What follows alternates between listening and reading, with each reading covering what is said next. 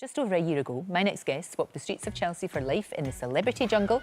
Her positive attitude won her an army of fans, and much to her surprise, but not to anyone else's, she was crowned Queen of the Jungle. Now, this is really good because Toff wants to inspire other young women to be as upbeat as she is. She's released her first book. It's called Keep Always Smiling, it's called. Yes. Always Smiling, Toff. That just sums you up. Do you think? Yeah, of course it does. I say this all the time. Sometimes my cheeks ache because they're so chubby. Well, it shows you're happy. Because it's been so interesting. You know, this week we've had so many guests on who've been talking about trying to make people kinder. And it kind of sort of all seems to be working together. Yes. You know, that you're always smiling. You're trying to sort of tell young women it's OK.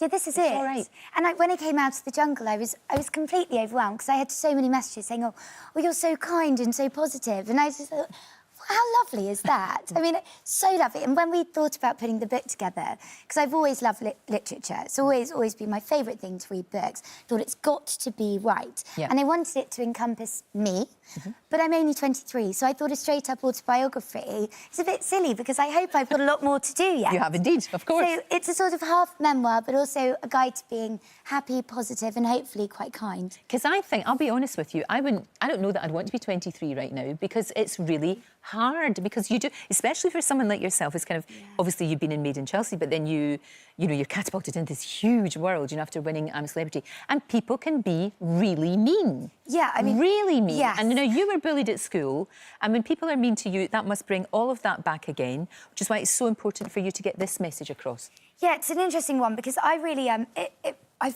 hate talking about what happened to me when I was 13, just it makes me all upset. I really don't like it.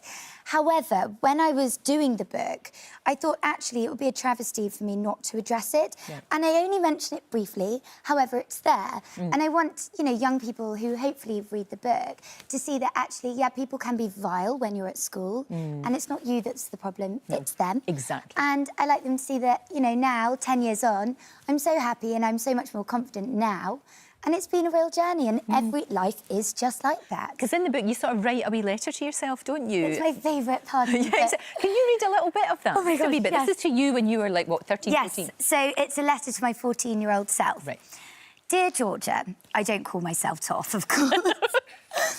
Your teens are confusing, and at the moment, you're trying to figure out who you are, where you belong, and what's important to you. The very first thing I want to tell you is that you've got this. You don't know what lies ahead of you, but you don't need to worry about anything. You're smart, you like school, and you want to do well. This isn't anything to be ashamed of. On the contrary, you should be proud of the fact you're a bit of a nerd.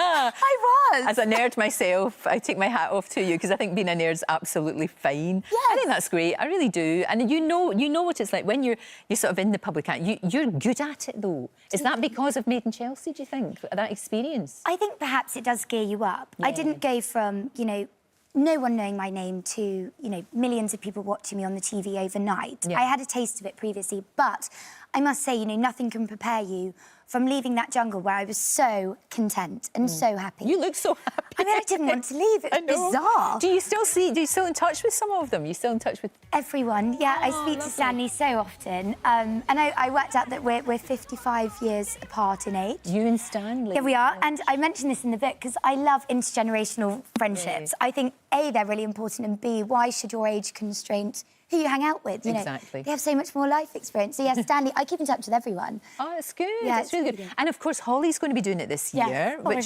What do you think of that? So exciting. I did an interview a couple of weeks ago and they said, oh, who would it be? And I said, oh, really, really hope it's Holly. And when I heard the news, I just thought, who better to sit next to Jack? It'll work, because they're friends. Funny, and it will be so light. I just can't wait. Oh, it'll be really good. Now, are you going to be involved in this show this time? Or are you going to be watching it like everyone else? Oh, I'm definitely going to be watching. Yeah, definitely. Because they should get you out over there and get you doing things. Oh, I would love to. Yeah, that would be really good. I'd really like to. Now, look, one of the things I really like about you is when you go out on nights out, in your handbag, you have food. Is this true? You've got a wee Tupperware. We've got one here. And You've got the exact one that I take. And it's cheese and tuna.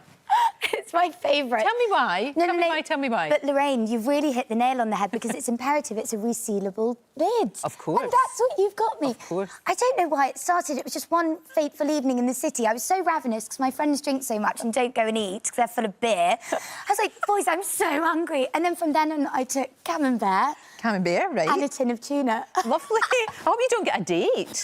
No, well, no, fun enough, no. The combination of tuna and camembert maybe isn't going to be great for meeting the love of your life, I guess. Oh, jeez. No. And Toff, are you still single? Is that happening? What's going on? Because everybody says you're going out with lovely Jack. I know. And are you I just understand. pals? We are. We're very, very close, and we hang out all the time. And, yeah, that's all. And that's all. No, that's fine. No, it's absolutely Yeah. fine. You can take him some tuna and some and camembert He will to love win that. his heart. I'm sure. It's very smelly. It really is. I'm going to devour that as soon as we go off.